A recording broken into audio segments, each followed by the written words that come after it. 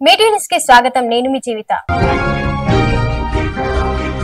RBI కీలక నిర్ణయం తీసుకుంది. పాత 5 రూపాయల కాయిన్ స్థానంలో కొత్త కాయిన్ ను తీసుకొస్తున్నారు. బంగ్లాదేశ్ లో మందం ఎక్కువగా ఉన్న ఒక పాత 5 రూపాయల కాయిన్ ను కరిగిస్తే 4 నుంచి 5 బ్లేడ్లు తయారు చేస్తున్నారు. ఒక్కో బ్లేడ్ ధర 2 రూపాయలు. వేసుకున్న 5 రూపాయల కాయిన్ తో 10 రూపాయలు సంపాదిస్తున్నారు. దీంతో భారత్ నుంచి బంగ్లాదేశ్ కు 5 రూపాయల కాయిన్స్ స్మగ్లింగ్ అవుతున్నట్లు అధికారులు గుర్తించారు.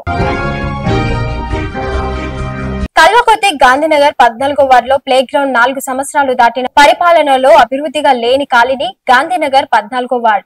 22వ వార్డ్ ఇండిపెండెంట్ గా నిలిచిన బోచిరెడ్డి అభివృద్ధిలో ముందున్నారు. గాంధీనగర్ 14వ వార్డ్ కౌన్సిలర్ పక్కన ఉన్న కాలనీ మాదిరిగా అభివృద్ధి చేయాలని మున్సిపల్ చైర్మన్ ఎడ్మ సత్యం గారిని మరియు మున్సిపల్ కమిషనర్ గారిని కోరుతున్న కాలనీ వాసులు. మహబూబ్ నగర్ జిల్లా చౌదర్పల్లి గ్రామంలో గత వారం రోజులుగా అంగరంగ వైభవంగా కొనసాగుతున్న బాల భీమాంజనేయ స్వామి బ్రహ్మోత్సవాల్లో భాగంగా దేవాలయ ప్రాంగణంలో సంపూర్ణ రామాయణం నాటక ప్రదర్శన ఏర్పాటు చేయడం జరిగింది. ఈ సంపూర్ణ రామాయణం నాటక ప్రదర్శనకు విచ్చేసి కుటుంబ సమేతంగా నాటక ప్రదర్శనను తిలకించారు.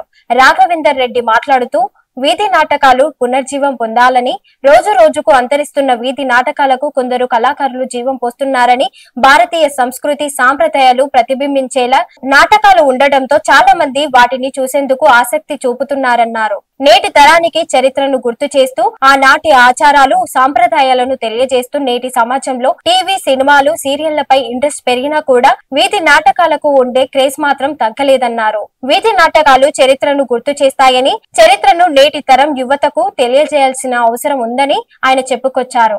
ఇలాంటి ప్రదర్శనలతో నేటి తరానికి చరిత్రను తెలియజేస్తున్న సందర్భంగా సంపూర్ణ రామాయణం నాటకాన్ని ప్రదర్శిస్తున్న కళాకారులను పూల మాలలతో ఘనంగా సత్కరించడం జరిగింది.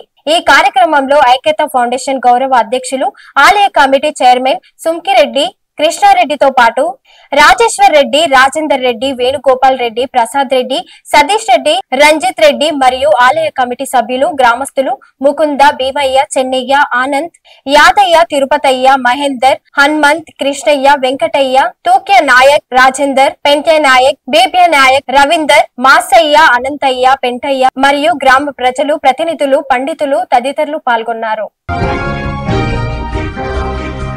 కల్వకుర్తి నియోజకవర్గం కర్తాల్ మండల పరిధిలో చరికొండ గ్రామంలో ఉప్పల చారిటబుల్ ట్రస్ట్ మరియు జరుపుల రాధాకృష్ణ మెమోరియల్ ట్రస్ట్ ఆధ్వర్యంలో ఉచిత వైద్య శిబిరం ఏర్పాటు చేయడం జరిగింది. డాక్టర్ ఉప్పల అఖిల్ సమక్షంలో 312 మంది వివిధ రకాల వైద్య పరీక్షలు నిర్వహించి జబ్బులు తగ్గే విధంగా మందులు పంపిణీ చేయడం జరిగింది. వైద్య శిబిరంను ఉప్పల వెంకటేష్, దశరథ్ నాయక్ పరిశీలించి గ్రామస్తులకు, వృద్ధులకు, యువకులకు, మహిళలకు ఉచిత వైద్య శిబిరాన్ని వినియోగించుకోవాలని సూచించారు. ఈ కార్యక్రమంలో మాజీ mission Bhagiratha vice chairman, Uppala charitable trust chairman, Talakondapalli మాజీ జెడ్పీటీసీ ఉప్పల వెంకటేష్, కర్తాల్ మండల మాజీ జెడ్పీటీసీ దశరథ్, జోగు వీరయ్య, మాజీ సర్పంచ్ నరసింహ, కోటేష్, నరేష్, ప్రశాంత్, హుస్సేన్, కృష్ణ, గోపాల్, జంగయ్య, శంకరయ్య, శ్రీశైలం, మహేష్, శేఖర్, తిరుపతి తదితరులు పాల్గొన్నారు.